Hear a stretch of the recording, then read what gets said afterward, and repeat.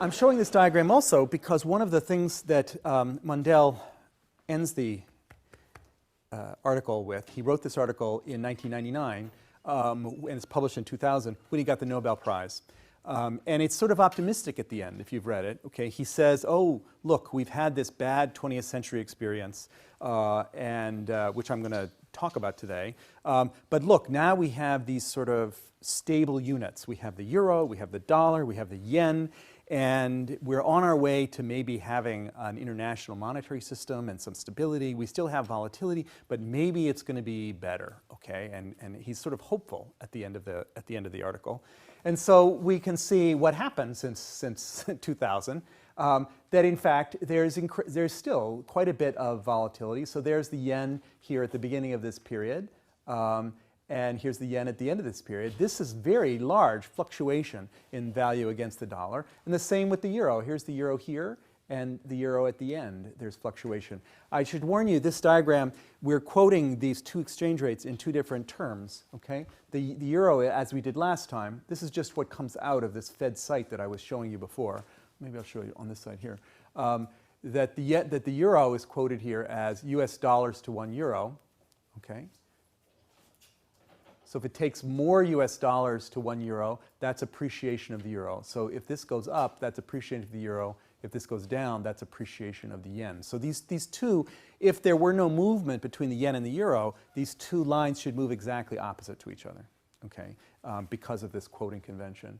And you can see sometimes they do sort of move opposite. There's that one there, and there's that one there, but they're not equal and opposite. That's just a little bit of a move, and that's a big move. So there's a lot of volatility not only between these major currencies and the dollar, but also between each other, is the point too, okay? So we do not have where there's a lot of volatility and there's still no global currency, okay? Which is what he says at the end of this article in 2000. So 12 years later, we haven't moved on very far.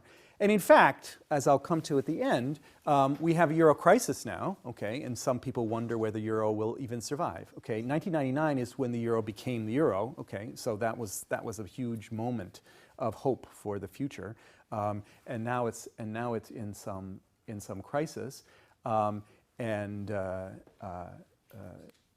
you will see also that a consequence of the financial crisis is that there's been some retreat from financial globalization toward national capitalism. So things have retreated somewhat from the optimism of 2000. Doesn't mean that we won't get through it. Maybe we will. We don't know. We'll see what the future holds. So let me just talk about this article. This is a fascinating article, a reconsideration of the 20th century, and I've had this article on the reading list for many years, but I hadn't read it in a while, and so when I was reading it in preparation for today, I realized there's some things about this article that I never quite fully took on board and noticed before. So I want to first draw your attention to that. And I'm going to translate this article into the language of the course, but in some ways it's closer to the course than I had realized. Okay, it's clear that Mundell has he's thinking about the gold standard as being a good old days, okay? The international gold standard is a good old days. And why was it a good old days? That's the point, okay? It was a good old days because the payment system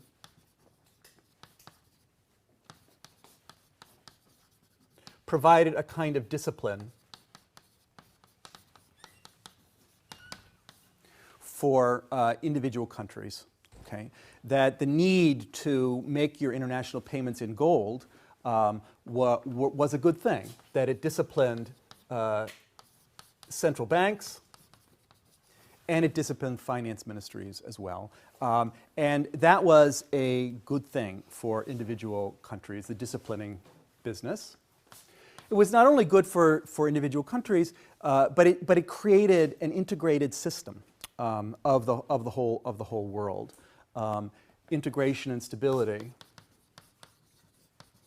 because everyone is adjusting their own behavior, okay, to the same discipline, Okay? They're all facing the same discipline, and as a consequence, the system as a whole has a certain unity to it. Now, this didn't mean that there weren't problems, and there was actually some tendency to long-run deflation sometime, or because of the value of gold would change over time. But in retrospect, this is rather positive feature of the system. This all broke down in World War I, and we had this whole 20th century experience, okay, which was quite different. And the story that he wants to tell in this article is that instead of submitting to the discipline, countries decided, and central banks and finance ministers, okay, said this discipline is too harsh, okay, and I don't want to submit to it, okay, and so I would like to get out from under in some way or other. And so central banks are avoiding discipline, are trying to avoid discipline.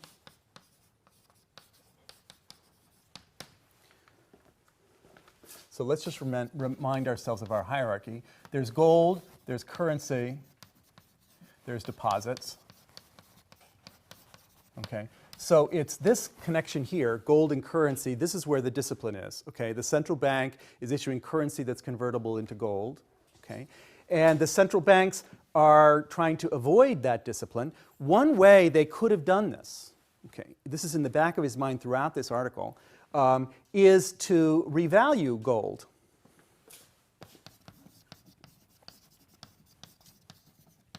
Right? Because the discipline comes from the idea that as we're expanding, as the economy is expanding, currency expands, but gold doesn't.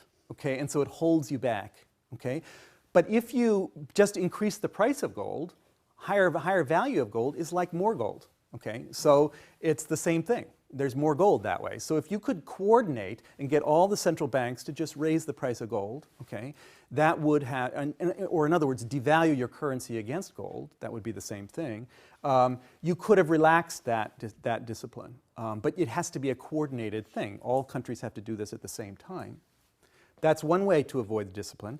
But the countries were not able to coordinate this amongst themselves because there were always distributional consequences of revaluing gold. You know, some countries had a lot of gold, and other ones didn't. Okay, and so revaluing would be a wealth transfer, and that was always a problem. And you couldn't sort out, well, maybe the ones who gained could compensate the losers. You know, this is just not the way international politics works. Okay. Another way you could have avoided the discipline, okay, was by creating artificial gold. So this is a quantity thing. Okay, instead of just increasing the value of gold, increase the quantity of gold artificially. And there were some attempts to do that, like with the SDR in the IMF. Okay, but again, too little, too late. It didn't really quite work.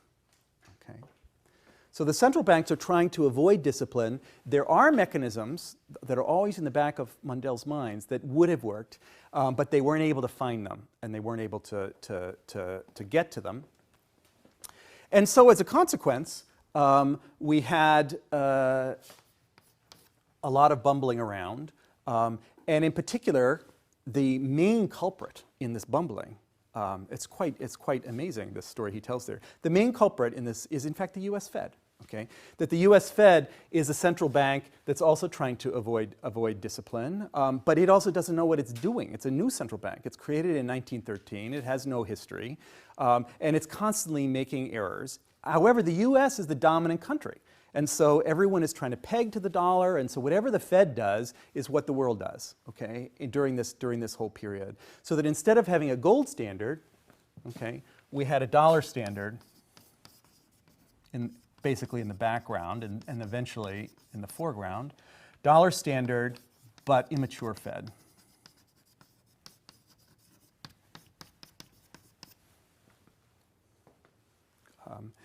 And the consequence was a lot of volatility until the whole system broke down. Okay? So there's the gold standard, and then there's the dollar standard. And then there's the floating rate period that led us to 1999, when he's thinking that's sort of coming to an end. You know, Europe has decided that it doesn't want to have floating rates among its currencies anymore. They're going to unify, and so it's just going to, he's projecting that into the future. There's going to be more and more unification, okay? And it hasn't actually happened. Okay. So I think this hierarchy of money point of view is helpful, and notice that we're talking about the central bank and its relation to some international standard. Now I'm going to go through the article in a little more detail.